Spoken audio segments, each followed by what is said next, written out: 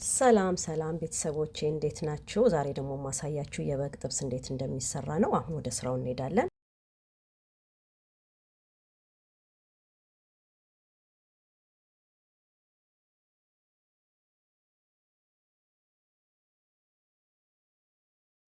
እዚህ ጋር ደግሞ በርበሬ አለኝ።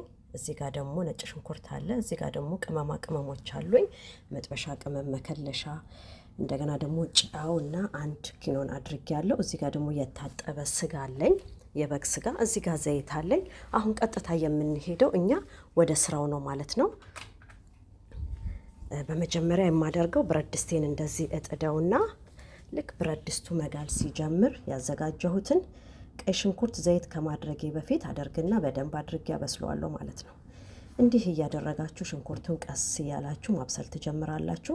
በእንፋሎት እንዲበስል ደግሞ ለትንሽ ደቂቃ እየከደናችሁት እየከፈታችሁት በደንብ አድርጋችሁ ማብሰል ትጀምራላችሁ። የሽንኩርቱ ከለሩ እስከሚቀየር ድረስ ማለት ነው። ሽንኩርቱ ከለሩ መቀየር ሲጀምር ወደ ቡኒ ሲሄድ ዘይታችንን እናደርጋለን ማለት ነው። አሁን ሽንኩርታችንን እያበሰልን ነው። አሁን ደግሞ ለትንሽ ደቂቃ ደግሞ እንከድነውና ትንሽ በእንፋሎት ማብሰል እንጀምራለን ማለት ነው። ይኸው አሁን ተመልሼ መጥቻ አየሁት፣ ከለሩ ተቀይሮልኛል። ቀጥታ የማደርገው ያዘጋጀሁትን ዘይት ነው ማለት ነው። ዘይቱን እናደርግና ደግሞ በዘይቱ ደግሞ በደንብ አድርገን ደግሞ መጥበስ እንጀምራለን። ምክንያቱም የበግ ጥብስ ወጥ መጀመሪያ ከሽንኩርቱ ነው ስራው የሚጀምረው። ሽንኩርቱ በደንብ ከተጠበሰ መጨረሻ ላይ ጣዕሙ ውጤቱ ጥሩ ነው የሚመጣው ማለት ነው። አሁን ይሄ እስከሚበስልልኝ ድረስ ያዘጋጀሁት መጥበሻ አለ። መጥበሻዬ እስከሚግል ትንሽ እጠብቅና ቅድም ያሳየኋችሁ የታጠበ ስጋ አለኝ። ስጋውን እናንተ እንደዚሁ አድርጋችሁ ከሽንኩርቱ ጋር ማብሰል ትችላላችሁ።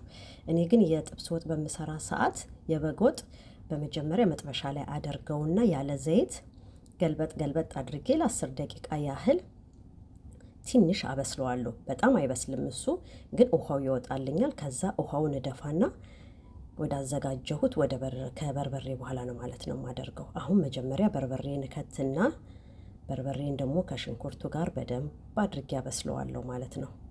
እዚህ ጋር እንዳያርብን ግን ውሃ ጠብ እያደረግን ነው የምናበስለው። እጃችንን ማቆም የለብንም። ሽንኩርቱ እንዳይቃጠል ከበርበሬው ጋር ውሃ ጠብ እያደረግን እየከደንን በእንፋሎት እናበስለዋለን ማለት ነው። ይሄው አሁን ተመልሼ መጥቻለሁኝ። ይሄውን ከከደንኩት በኋላ ያለው አበሳሰል ነው። አሁን ስራችንን እየቀጠልን ነው። ቆንጆ ምግብ ነው። አሁን ከዚህ በመቀጠል ደግሞ ያዘጋጀሁት ቅመም አለ። ቅመሜን አደርግና ደግሞ በደንብ አድርጌ ደግሞ ቅመሜን ከበርበሬው ጋር እጠብሰዋለሁ ማለት ነው። እዚህ ጋርም ውሃ ጠብ እያደረጋችሁ እኔ በመሀል ቪዲዮውን እየቆረጥኩት ስለሆነ ነው ውሃ ጠብ እያደረግኩ ነው የማበስለው። አሁን ደግሞ እዚህ ጋር ያዘጋጀሁት ነጭ ሽንኩርት አለ። ነጭ ሽንኩርቴን አደርግና ነጭ ሽንኩርት ከበርበሬ በኋላ በሚገባ ሰዓት ብረት ድስታችን ቶሎ የመያዝ ስሜት ስላለው እዚህ ጋር ደግሞ እጃችሁ እንዳይቋረጥ ውሃ ጠብ እያደረጋችሁ በደንብ አድርጋችሁ ደግሞ ነጭ ሽንኩርታችሁን ከበርበሬያችሁ ጋር ታበስላላችሁ። አሁን በመቀጠል ለትንሽ ደቂቃ ከድነውና ነጭ ሽንኩርት ስላደረግኩኝ ይኸው አሁን ተመልሼ ስመጣ ነጭ ሽንኩርቴ በስሎልኛል። አሁን ያደረኩት 2 ሳልሳ ማንኪያ ነው። እሱም ካደረኩ በኋላ ደግሞ በደንብ አድርጌ ደግሞ ከበርበሬው ጋር እደባልቀዋለሁኝ። እሱንም ለትንሽ ደቂቃ ያህል ደግሞ አለ። ይኸው እዚህ ጋር ደግሞ ያዘጋጀሁት ቅድም በመጥበሻ ያዘጋጀሁት ስጋ አለ፣ ደርሶልኛል። አሁን ቀጥታ የማደርገው ይሄንን ስጋ ወደ አዘጋጀሁት ብረት ድስት ወደ በርበሬው ነው ማለት ነው የምከተው። እዛ ደግሞ በደንብ አድርጌ ጠብሰዋለሁ። አሁን ነው የዚህ የጥብስ ወጥ ስራ የሚጀምረው ስጋው ከገባ በኋላ ነው። አሁን ስጋውን ከጨመርን በኋላ በደንብ አድርገን ጊዜ ወስደን ነው የምንጠብሰው ማለት ነው። አሁን ወደ ብረት ድስቱ ከተውና ስራዬን እጀምራለሁ ማለት ነው። በእንደዚህ ሁኔታ የጥብስ ወጥ እየሰራሁ ነው። ሰርታችሁ ሞክሩት። በጣም ቀላል ስራ ነው እና ቆንጆ ውጤት ነው የምታዩበት። ይሄንን አሁን ስጋዬን በደንብ አድርጌ ከበርበሬው ጋር እቀላቅለዋለሁ። አሁን መጥበስ ጀምራለሁ ማለት ነው። እዚህ ጋርም ውሃ አላበዛም። ውሃ ጠብ እያደረግን ነው የምንጠብሰው። ጥብስ ወጥ ላይ በብዛት ውሃ አይበዛም። ያው ከስር የምታረጉት ጠብ እያደረጋችሁ የምታበስሉት ነው እንጂ ብዙ ውሃ አይበዛም። እና በዚህ ሁኔታ ይኸውና ወጤ እየደረሰልኝ ነው። ይኸው አሁን ስጋዬን መብሰሉን አረጋግጣለሁ። ካልበሰለ ደግሞ ደግሜ ከድኜ ደግሞ እጠብቀዋለሁ ማለት ነው። እንግዲህ ሰዓቱንና ውጤቱን እናንተ ናችሁ የምትወስኑት። እንደ በጉ ነው። አንዳንድ ስጋ ቶሎ ይበስላል። አንዳንድ ስጋ ደግሞ ያው ጠንከር ስለሚል ጊዜ ሰጥተን እንጠብቀዋለን ማለት ነው። ይኸው አሁን እየደረሰልኝ ነው።